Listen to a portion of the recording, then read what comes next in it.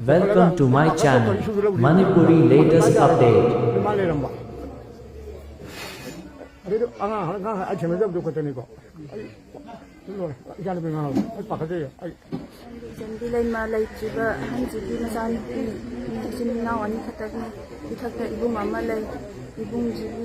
Masanupi ama julai re ma chuji chahi taruk hai re ibung jigi nupi sisu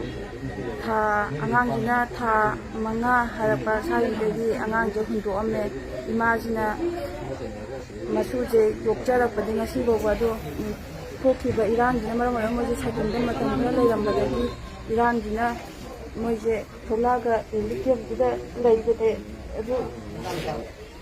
Subam lumbam ju suba nomba ju ngamdre ai bung ju mapong jot thumaga lei paba ju ahan oirabanina suba ngamdre ima ju ahan oirabanina suba nomba ngamdre ai moi khana chaina bi sen tung gi fibam dina na teisa da banina sinba kona damina chana thamnya gi kai gi mung da di khara ngamna bu khona ba kaino to khara ngamna bu yaure du yaur ka chu china ngamna bu khona bu di leite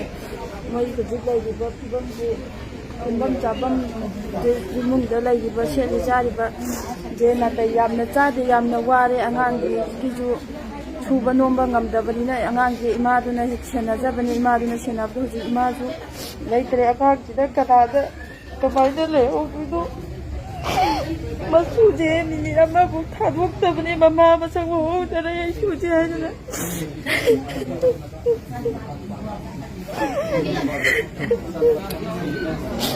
Nalai bakiya ta guri ba asi ba mo dai ma si ma cheke si ma sage ha ba du rong mat ju hairam de ma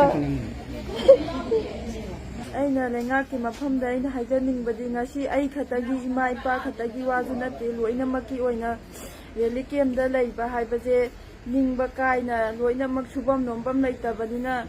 moi yamna wana khudong cha da ba phibam amada lainari ba ngatani ngasi aigi ima da thoi hayeng na kanagi da thokani haiba tamba ngamde aduna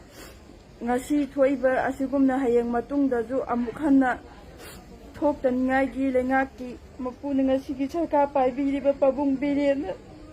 ile kem da lairi ba ibung ipai ji chani ma singji chena khaina da na ba Hindi wai na pabung birengi mapumna haijari ngasi imana ngasi thadwoga chathije chen thumgi thibamna na taijari suba nomba ngamdabadagi maisang mayamduna khangba ngamdada kaidawrubna